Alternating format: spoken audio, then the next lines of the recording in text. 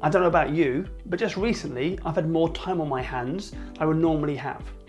And when you have more time on your hands, you start thinking, don't you? And that can be quite dangerous. But I've been talking to a few people and sharing a few views, and with that time on my hands, I've now come up with my 6 predictions of what's going to happen when we emerge from the Great Lockdown.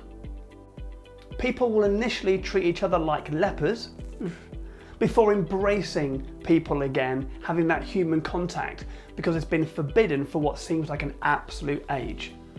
Hug? Anyone? Number 2, some businesses will panic and make rash decisions such as slashing prices and cutting back on headcount and overheads, when it's these things that perhaps will help attract customers back to their door to trade. Other businesses will have thought very clearly about their exit strategy from this great lockdown, and they've been focusing and planning on how they're going to capitalise and get back into trading as hopefully normal times exist. The high street and shopping centres get a second chance. I personally think they could emerge as winners from this isolation. Many people have only had the option of shopping online. And while some people will stick with their online marketplace, there'll be a mass migration back to the physical shop, where people will actually want to go and touch things and physically meet people and buy things. Now, how do the high streets and shopping centres win? Is basically the customer's loyalty will depend entirely on the experience they get.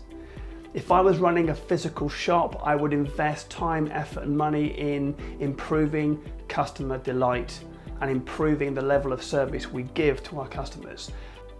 The NHS and other vital care workers will be treated like heroes as they are, and one day a year will be put aside for National Care Hero Day, where we can all remember the great job they did and the sacrifices they made to get us through this difficult time.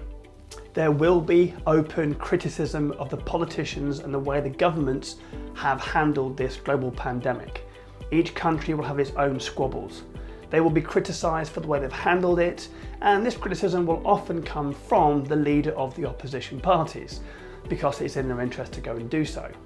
And of course they will claim how they would have done it completely different, but of course hindsight is a wonderful thing, isn't it? Whilst the rush hour and congestion on the roads and trains will return, traffic doesn't need to be there as much, because organisations have learned to use technology to reduce that congestion, maximise on efficiency and improve people's genuine psychological health and well-being. Of course, memory is critical and is key to behaviour change. Remembering what it felt like in that situation, what it was like to live there, how we felt living in that situation, and why we bothered to change or considered changing in the first place. Some people will have long-term memories and they will change for a better future. Others will remember, then forget, and then return to traditional habits and routines. Well, there you have it. There are my 6 predictions. I have no idea if they'll come true or not. They're just my own personal opinion, and I'll be interested to see what happens in the next days, weeks, and months. If you have any comments or suggestions or ideas, please feel free, let us know, comment down below, and let's have a debate and let's see what comes true in the future. Until such times, I wish you all to stay safe, stay healthy, stay well, and hopefully, undoubtedly, we can improve as a result.